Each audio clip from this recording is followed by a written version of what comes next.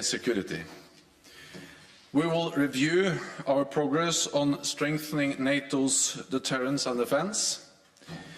We will further increase the protection of our critical infrastructure in light of the sabotage of the Nord Stream pipelines.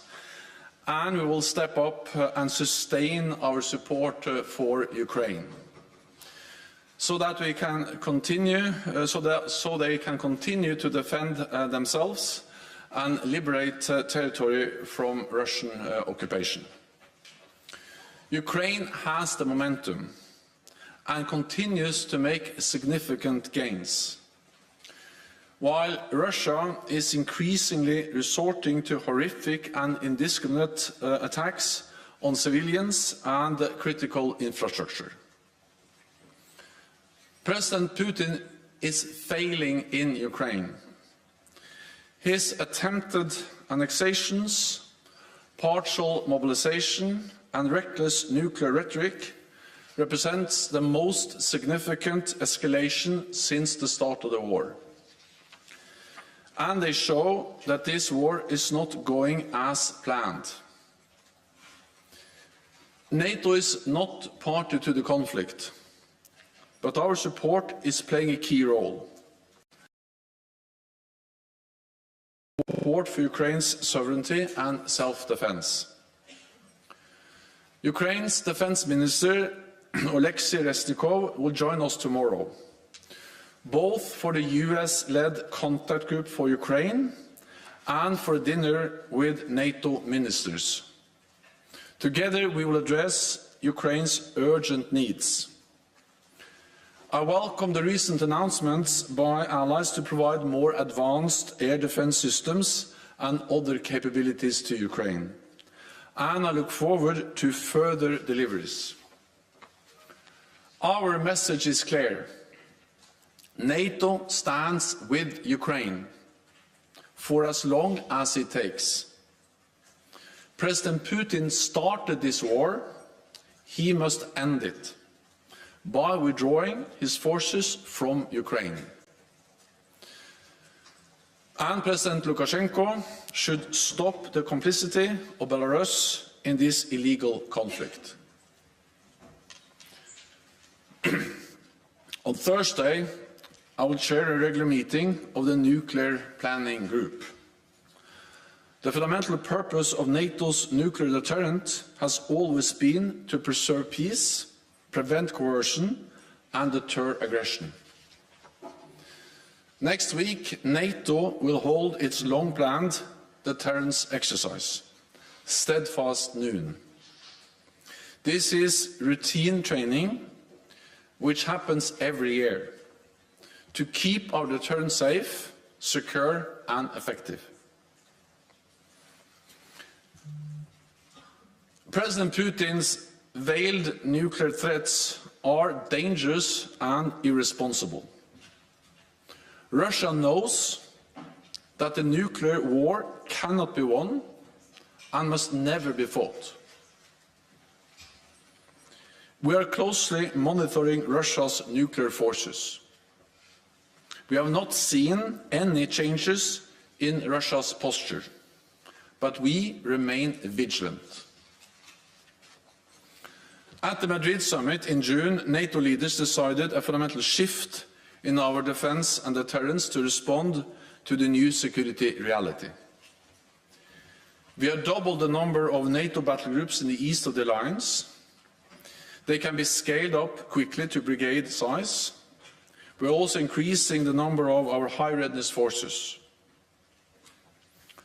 At this ministerial, we will take decisions to increase our stockpiles of munitions and equipment, to speed up the delivery of capabilities, and to use the NATO defence planning process to provide industry with the long-term demand they need to boost production. We will also address the protection of our critical infrastructure. NATO has been working on this for many years, and following the sabotage of the Nord Stream pipelines, we have further enhanced our vigilance across all domains. We have doubled our presence in the Baltic and North Seas to over 30 ships. supported by maritime patrol aircraft and undersea capabilities. These efforts are closely coordinated by NATO's Maritime Command. Allies are also increasing security around key installations and stepping up intelligence and intelligence sharing. We will take further steps to strengthen our resilience and protect our critical infrastructure.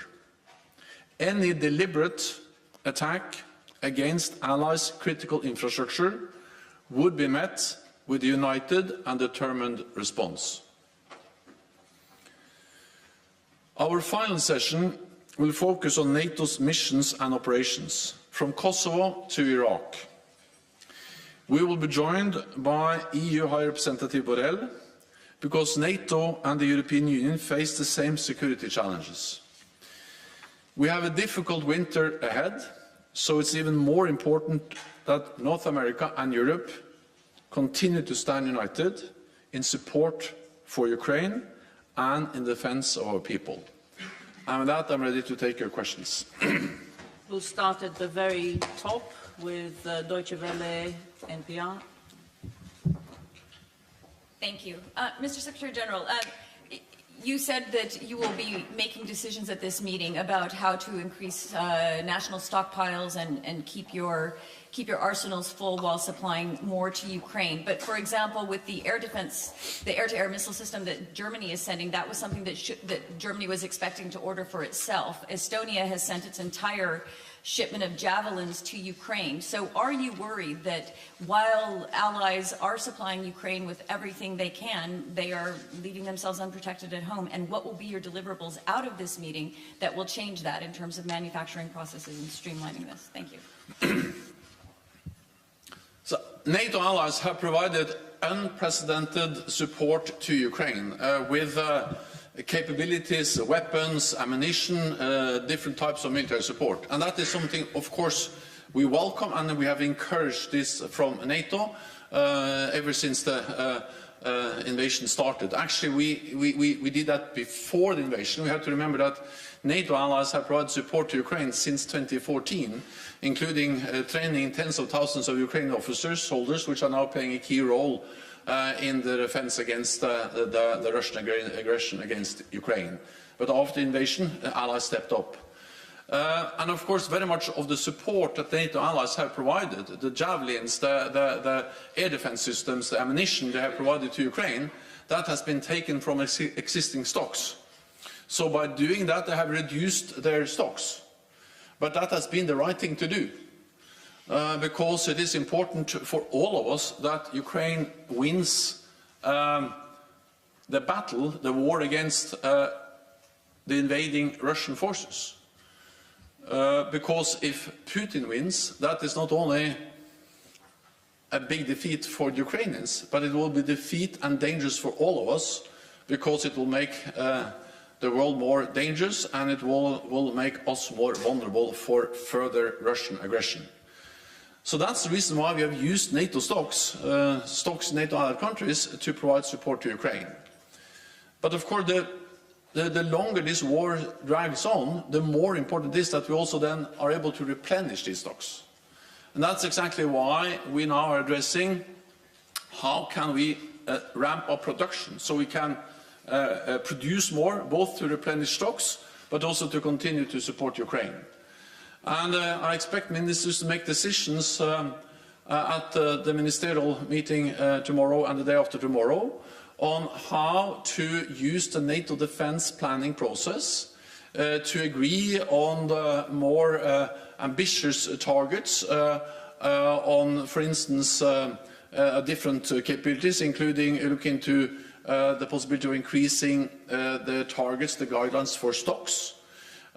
This will provide the industry with a long-term demand they need to invest in new production capabilities, because they have been able to increase production partly by utilizing existing production capacity more, but to really ramp up production they need to make new investments.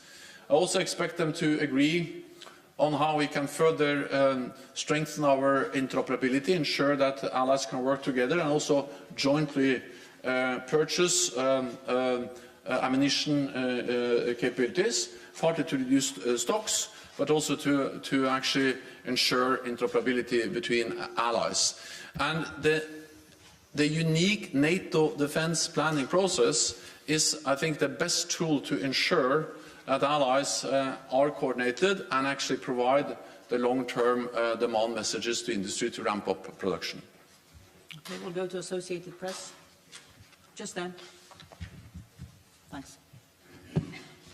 Yes, Lorne Cook from the Associated Press. I have a question on infrastructure.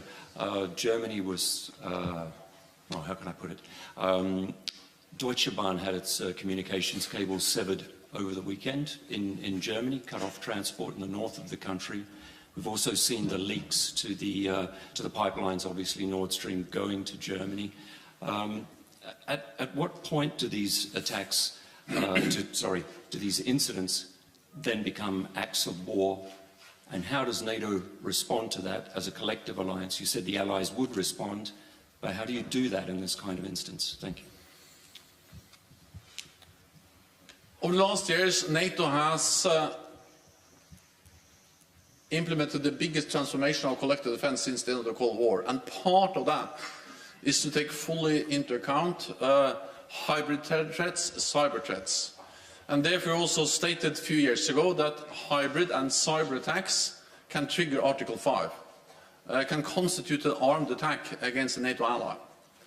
And we have stepped up both our work on resilience, the protection of critical infrastructure.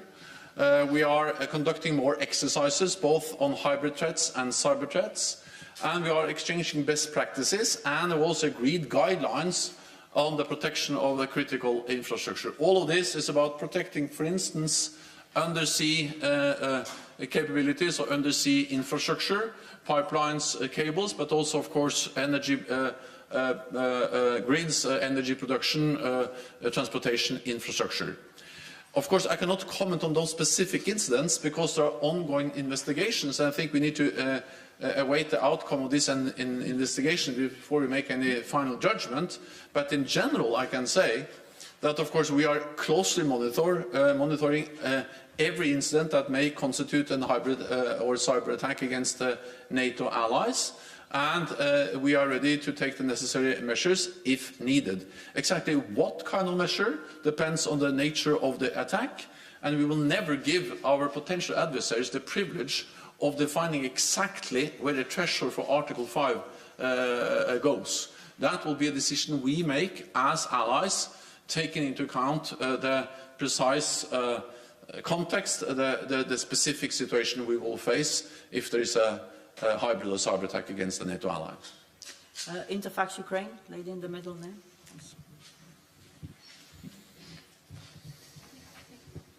Thank you, Anna. Secretary General, according to Americans and Ukrainians, yesterday's strike on Ukraine were planned in advance and nothing to do with Kerch Bridge, as Russian claims. And moreover, some analysts also said that Ukraine have nothing to do with Kerch Bridge, which was simply used as pretext for this strike. Does NATO share the same assessment?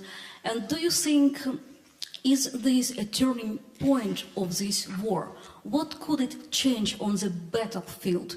And some short follow-up to Terry's question. You said that ministers will discuss how refill stocks only tomorrow, but war is going on already for 7 months. Why it was not done before? Thank you. So first, we have already, of course, started the dialogue with the industry and with the different allies on how to ramp up production and refill or replenish our stocks. We had a meeting of the NATO armament directors a couple of weeks ago here in NATO, so this is an ongoing work. But when all the ministers meet tomorrow, of course, that provides an excellent opportunity to take stock of what we have achieved, how far we have been able to move on ramping up production, but also then to make new decisions on how to further ensure that we are not only digging into existing stocks to provide support to Ukraine, but actually also able to ramp up production. And we need to ramp up production of ammunition and weapons to both ensure the deterrence and defence of our own allies, NATO allies, but also to have enough to continue for the long haul to provide support to Ukraine. But just to prevent any misunderstanding, this work doesn't start now. It has been going on for some time, but of course the longer the war in Ukraine continues, this work on with the industry becomes more and more important because then they need the decisions, they need the NATO defense planning process, decisions, capability targets to be sure that actually they can make the necessary investments to be able to produce more. Then if the question was about how the attacks yesterday will change the situation on the battlefield, I think what we saw yesterday is actually a sign of weakness. Because the reality is that they are not able to make progress on the battlefield. Russia is actually losing on the battlefield. They are giving up territory because they don't have the capabilities to stop the Ukrainian forces making advances. So the way they are able to then respond is by indiscriminate attacks on Ukrainian cities, hitting civilians, critical infrastructure, and of course this causes suffering, damage on Ukraine, but in many ways it actually reflects the lack of alternatives for President Putin. They are losing ground, they have lost the momentum, and then they had to revert to missile strikes and air strikes in the way we saw yesterday and actually also today. Then the first question I will... Yeah, well, also Russia has conducted similar attacks earlier in the war. We have seen, of course, there is some time since we have seen similar attacks against Kiev and some of the cities in the western part of the country, but we have seen attacks against cities in Kherson, in Zaporizhzhia, in other parts of Ukraine actually quite regularly. So they have these capabilities. Exactly when these attacks were planned, I will not go into, but the reality is that it doesn't change the nature of the attack. These are attacks against cities, civilians are killed, civilian infrastructure is targeted, and this is unacceptable, and this is something which goes against international law. Financial Times.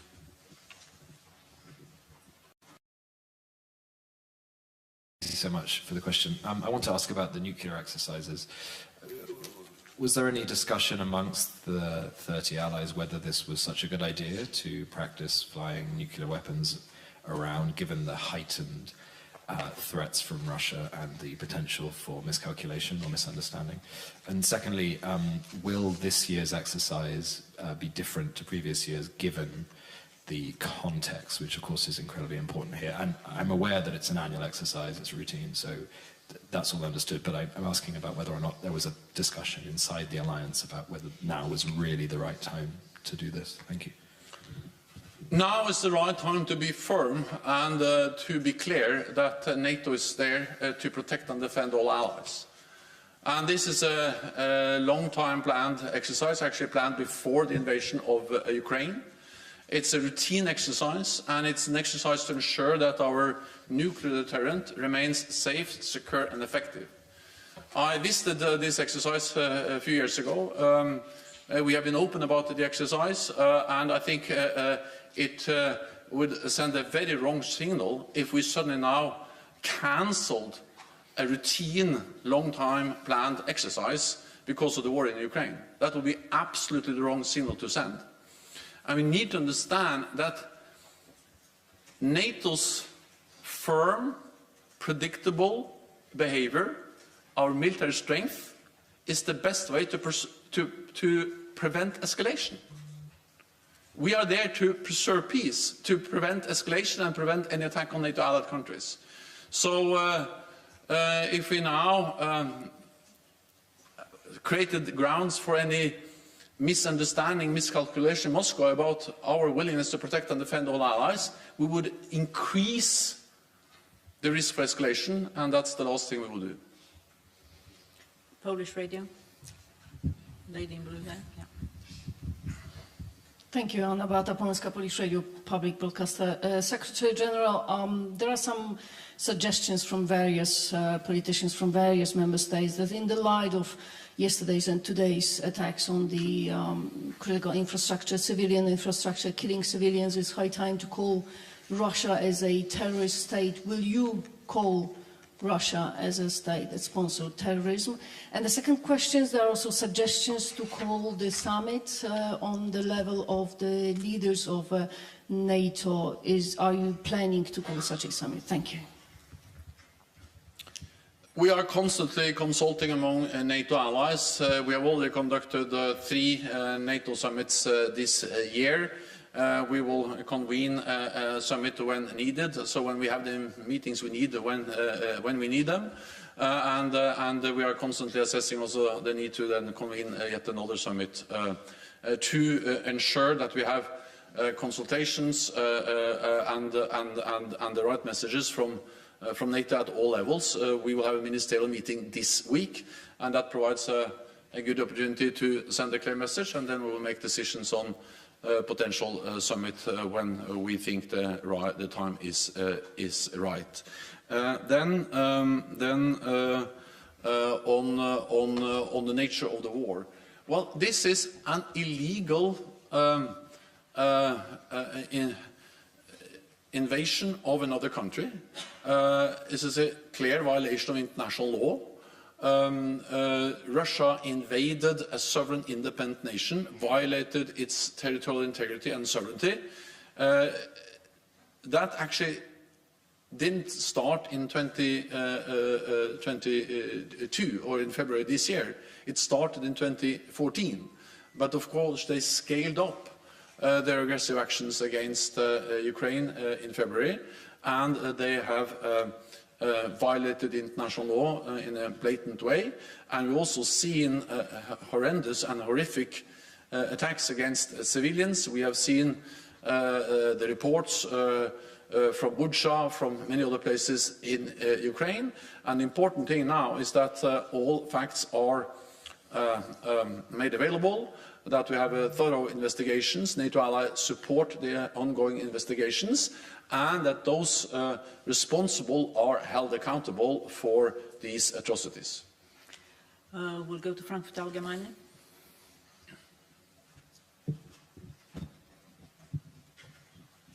Thanks a lot. Thomas Guschka, Frankfurter Allgemeine Zeitung. Secretary General, 2 questions. The first one, is the bridge across the Straits of Kerch a legitimate military target in your view? And does that include a terrorist attack? And the second question, when you speak about stepping up support to Ukraine, you mentioned air defense system. Which other systems or types of weapons does Ukraine need now that it has not received yet to cope with their situation? Thank you. Ukraine needs a wide range of different systems, and that is, of course, a lot of lethal weapons, artillery, armored vehicles, air defense systems, and many other anti-tank weapons, but also, of course, non-lethal support, fuel, and winter clothing, and communications systems, and a lot of different types of support. And that is the reason why it was also so useful to meet, because when we meet tomorrow in the US-led contact group for Ukraine, but also at the NATO Defense Ministerial meeting with Defense Minister Resnikov, we have the best possible opportunity to go into details, to discuss different lists and match these lists of needs from Ukraine with what NATO allies and partners are able to provide, and that is what has been going on in this framework for now several months, and also the reason why we have been able to mobilize so much support from NATO allies and partners. There is an urgent need for air defense. but of course also many other capabilities, precision guided ammunition, HIMARS and other advanced modern NATO standard systems. And we see that they're making a difference, and we see that the Ukrainian soldiers are able to utilize these modern systems in a very effective way, making gains on the battlefield. Then it's not only a question of, adding more and different systems. It's also to ensuring that we have the fuel, the ammunition to existing systems. So since the war is continuing, logistics, resupplies of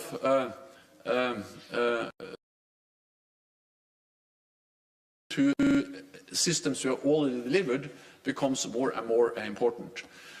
So they need almost everything, and allies are providing unprecedented support because they understand that we have a moral, political and security interest in ensuring that Ukraine wins the war against President Putin.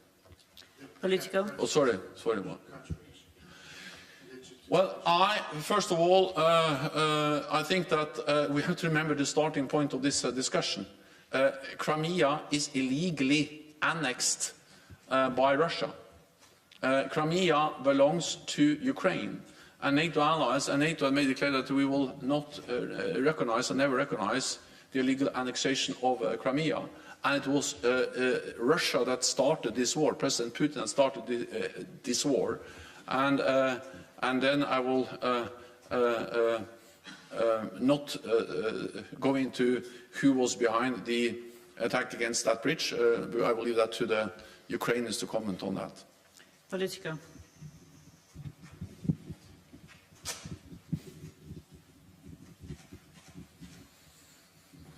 Thank you very much, Lily from Politico. I have two brief questions. Going back to the issue of air defense, in the coming weeks, so in the short term, do you believe that NATO allies have the capacity to provide Ukraine with all the air defense systems that Kiev is asking for? Are you expecting any further announcements in the coming days? And the second question is more looking toward the future. Given the domestic pressures in Russia, what kind of planning is there at NATO for the possibility of President Putin leaving office and the destabilization that might follow? Is this something you are discussing? Thank you. Just over the last days, we have had two new announcements from NATO allies, from Germany and the United States, to provide more advanced air defense systems. The Germans announced it yesterday, and we welcome, of course, that.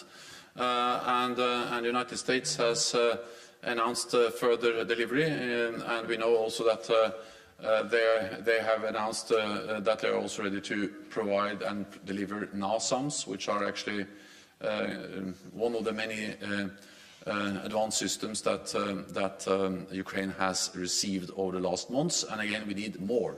And we need also more ammunition to these systems, and I welcome that allies are doing that.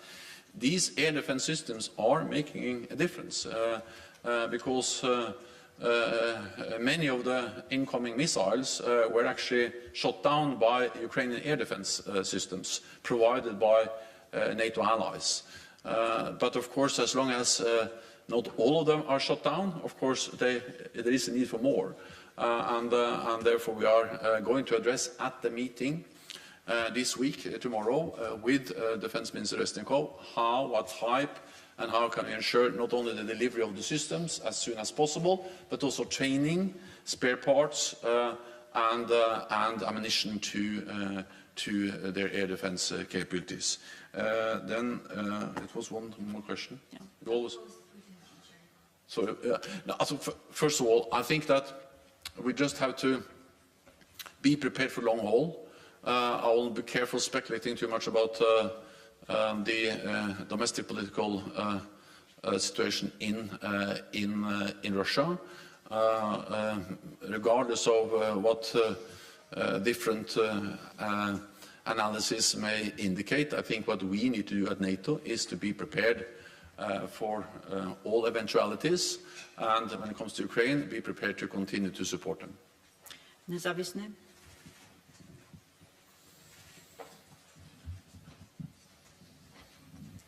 Thank you very much. Dejan Šejinović, Nezavisne novine from Bosnia and Herzegovina. So next month there's an important vote in Security Council about the extending the European Union military mission in Bosnia and Herzegovina. Up to this year it was a routine.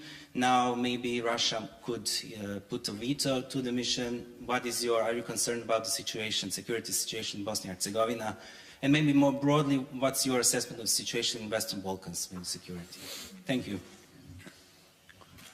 So we are, of course, following the situation in the Western Balkans very closely. We have several allies who are Western Balkan countries, and the part of the successful NATO enlargement over the last years has been actually with countries from the Western Balkans, including most recently North Macedonia and Montenegro.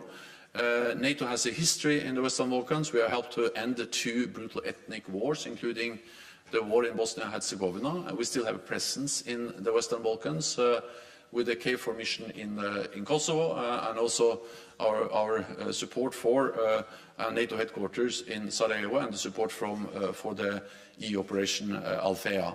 I will not speculate about whether the mandate for Operation EUFOR Althea will be renewed or not. The only thing I will say, this is nobody's interest that the mandate is not renewed, because the EU presence there and with the support from NATO is helping to address the challenges Bosnia-Herzegovina faces. And of course, there are many concerns and many challenges we all face, but if we reduce the international presence of Althea, or international presence in Bosnia, we're only making a difficult situation even more difficult. We'll go to the final question, NTV. Yes, it's Julie from NTV Turkey. Secretary General, there is a growing rhetoric, a nuclear rhetoric, a banalization of the nuclear rhetoric in Moscow, and NATO is assessing the nuclear situation in Russia. So therefore, I have 2 short questions. First is, what is your assessment about nuclear risk? Is it true or not? And second, should this risk increase, are you ready to either warn the citizen and do the necessary to reassure the public opinion on that? Thank you. NATO is prepared for any threat, any attack against any NATO ally. And that's the reason why we have NATO, to be able to deter also nuclear threats. And this was important before the invasion of Ukraine. It has become even more important after, not least in light of the nuclear rhetoric from President Putin and from Russia. This nuclear rhetoric, or veiled threats, are dangerous and reckless. Russia knows that the nuclear war cannot be won and must never be fought. And we have also conveyed clearly to Russia that it will have severe consequences if they use nuclear weapons in any way, including low-yield nuclear weapons in Ukraine. Then, by ensuring that we have credible deterrence and defense, we are helping to reduce the risk of escalation. And therefore it is so important that since 2014 we have implemented the biggest reinforcement of our collective defense since the end of the Cold War. So we were prepared when Russia invaded Ukraine in February. And since then we have further stepped up, increased our presence in the eastern part of the alliance.